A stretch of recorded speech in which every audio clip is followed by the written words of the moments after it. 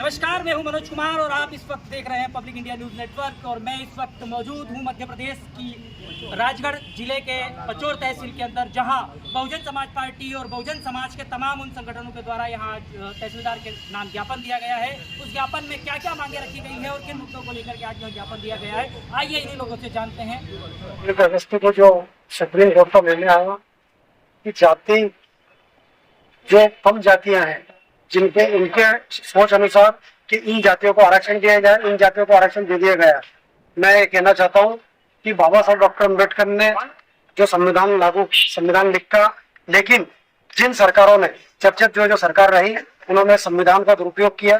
आज भारतीय जनता पार्टी की सरकार संविधान का दुरुपयोग कर रही है। संविधान में कई उपधाराएं ऐसी है कि जिन उपधाराओं को आगे कर ये लोग आरक्षण का नुकसान पहुंचाने का काम कर रहे हैं। हम ये मानते हैं कि देश आजाद होने के बावजूद भी आज भी अनुसूचित जाति जनजाति समाज की कई जातियां दर की ठोकरें खा रही हैं। उसके पीछे मेन दोषी सरकार होती है और सरकार उसकी बेहोशी है। आज एक तरफ तो देश के प्रधानमंत्री लोकसभा का उद्घाटन करते हैं और उस लोकसभा के उद्घाटन में देश के राष्ट्रपति को ही नहीं बुलाया जाता है। क्यों नहीं बुलाया जाता?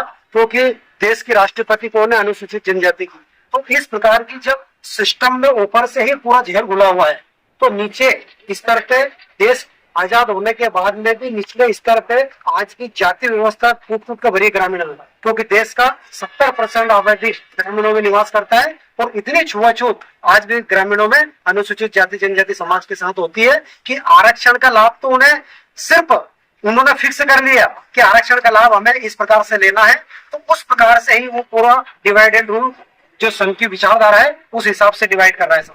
जो माननीय सुप्रीम कोर्ट ने 2023 को के खिलाफ जो फैसला दिया था के खिलाफ बहुजन समाज के लोगों ने पूरे देश में ज्ञापन दिया। इसी कड़ी में पचोर में भी हमारे पूरे क्षेत्र के लोग, जनजाति के लोग, सब लोगों ने मिलकर ज्ञापन दिया है कि हमारा जो बाबा साहब अम्बेडकर जी ने संविधान बनाया है उस संविधान में छेड़छाड़ ना है। सर, छेड़छाड़ की क्रिमिनल की बात हुई है इसमें, तो जो जातियां पीछे छीड़ गई है उनको मुख्य धारा में लाने के लिए यह संशोधन लाया गया था, ऐसा सुप्रीम कोर्ट का मानना है। ऐसा नहीं है जो मुख्य धारा में तो अभी तक कोई आया नहीं।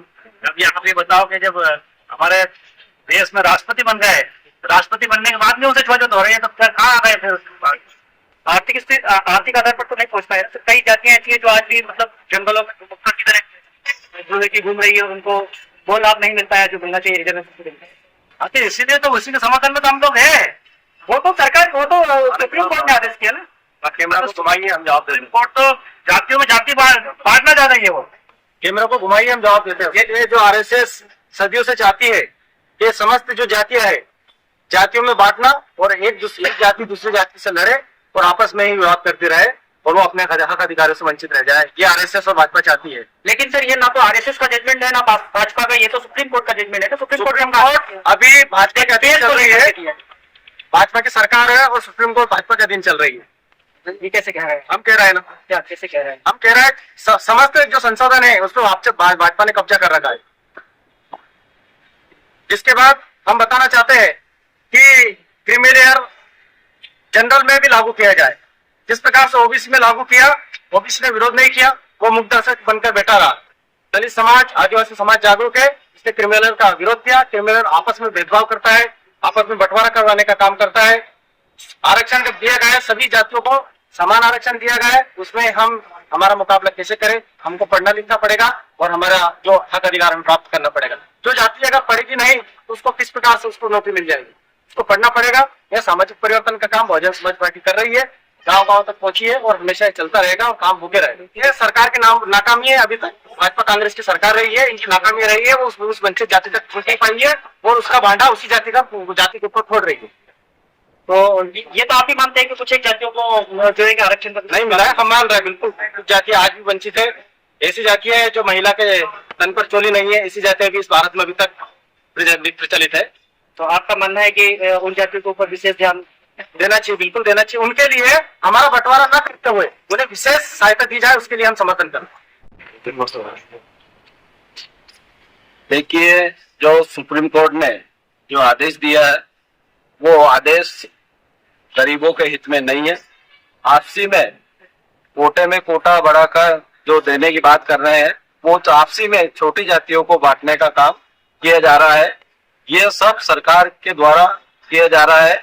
ये भारतीय जनता पार्टी के इशारा पे किया जा रहा है और सरकार के माध्यम से ही सुप्रीम कोर्ट के एक जजमेंट जो आए हैं, ये सरकार के इशारे पे आए हैं। हम इसका कड़ा विरोध करते हैं और ये सुप्रीम कोर्ट ये पुनः फैसला वापस ले, हम मांग करते हैं।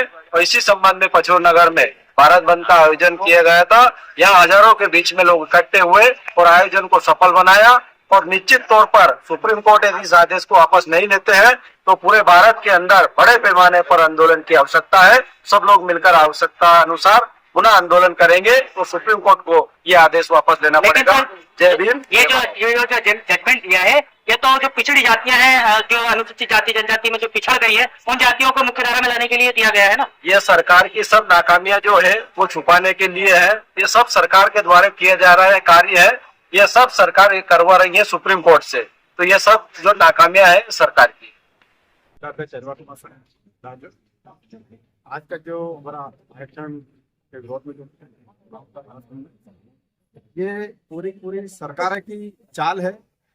सबसे ज्यादा इसमें केंद्र सरकार की चाल है। केंद्र सरकार में सुप्रीम कोर्ट में जो रिट पिटीशन दायर करी थी, उस समय केंद्र सरकार अपनी पूर्णतः से पैरवी नहीं करी।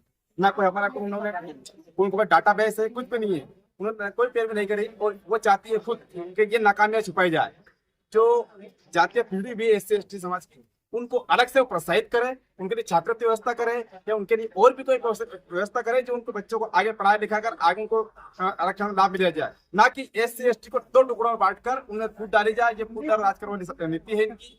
ये सभी सरकारें, केंद्र सरकार हो चाहे एमपी स्टेट की सरकार हो, कांग्रेस की हो चाहे बीजेपी की, दोनों सरकारें मिलकर ये हमें बांटना चाहती है। सारे पूरी सरकार की नाकामियां हैं, इसको हम होने नाकाम नहीं होने देंगे। और उनको माननीय मोदी जी को इसी सांसद सत्र में प्रस्ताव पारित कर इसको नई अनुसूची में डाला जाए।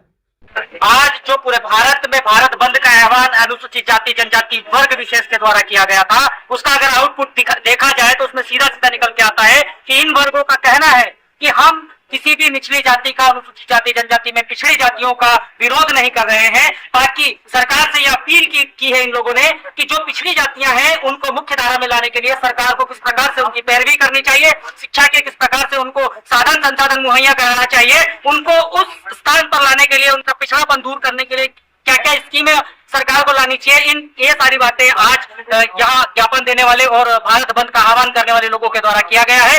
बने रहिए मनोज कुमार के साथ।